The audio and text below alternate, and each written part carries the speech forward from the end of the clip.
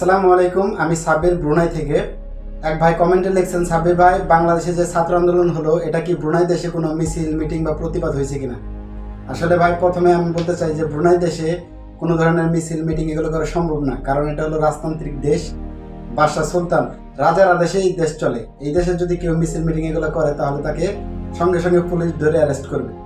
আর আমরা ইউটিউবে বা অন্যান্য যে সোশ্যাল মিডিয়াতে দেখছি যে অন্যান্য দেশে, কাতার, কুয়েত, এইসব দেশে যারা মিছিল মিটিং করছিল, তাদের অনেককে দেশে পাঠিয়ে দেওয়া হয়েছে, অনেকে চাকরিচ্যুত করা হয়েছে, অনেককে শাস্তি দেওয়া হয়েছে।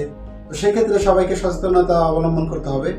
আর আমরা ছাত্র আন্দোলনের পক্ষে আগেও ছিলাম, এখনো আছি, ভবিষ্যতেও থাকবো। আর ব্রুনাই দেশে যত প্রবাসী আছে, অধিকাংশ লোকই ছাত্র আন্দোলনের পক্ষে। তো যদিও আমরা মিছিল মিটিং করতে পারি না, তারপরে মনের থেকে আমরা ছাত্র আন্দোলনের পক্ষে আগেও ছিলাম। আর ছাত্র আন্দোলন ইনশাল্লাহ সফল হয়েছে, এ কারণে আমরা অনেক খুশি।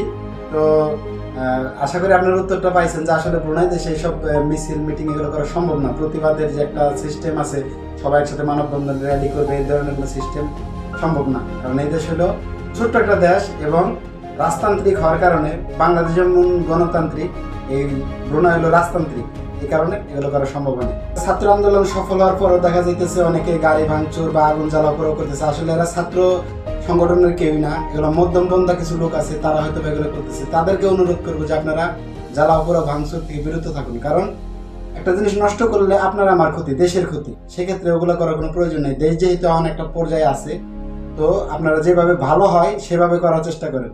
তো আমরা যারা ব্রুনাই প্রবাসী আছে, আমাদের সবার জন্য দোয়া করবেন। তো আমরা আপনাদের জন্য দোয়া করি, বাংলাদেশ ভালো থাকুক, সব মানুষ ভালো থাকুক।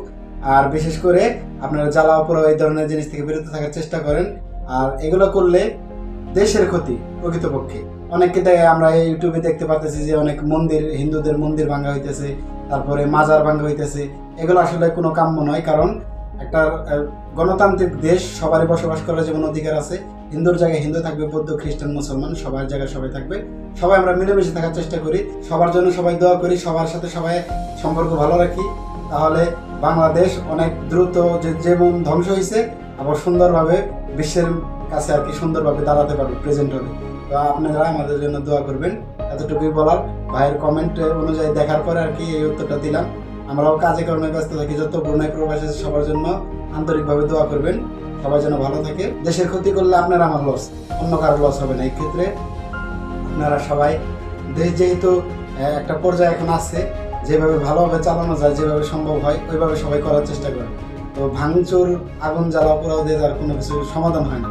এই কারণে আপনাদের সবার প্রতি আমার আহ্বান রইল, শুধু ব্রুনাই না, পৃথিবীর যত দেশের মধ্যে যত বাংলাদেশের প্রবাসী ভাইরা আছে, সবার জন্য দোয়া করবেন। আর পৃথিবীর যত দেশে যত বাংলাদেশি প্রবাসী আছে, সবাই কিন্তু এই ছাত্র আন্দোলনের পক্ষে।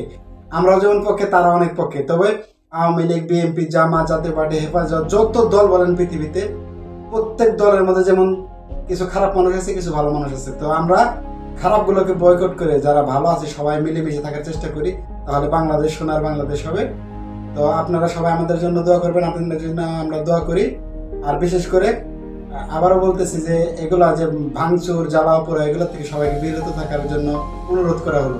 কারণ আমার কথায়, আপনার কথায় কিছুই আসে যায় না। তবে সবাই যদি যার যার ব্যক্তিগত স্থান থেকে যদি আমরা একটু বিবেচনা করি, তাহলে সবাই ভালো থাকবেন ইনশাআল্লাহ। তো সবাই ভালো থাকবেন, আমাদের জন্য দোয়া করবেন। আসসালামু আলাইকুম।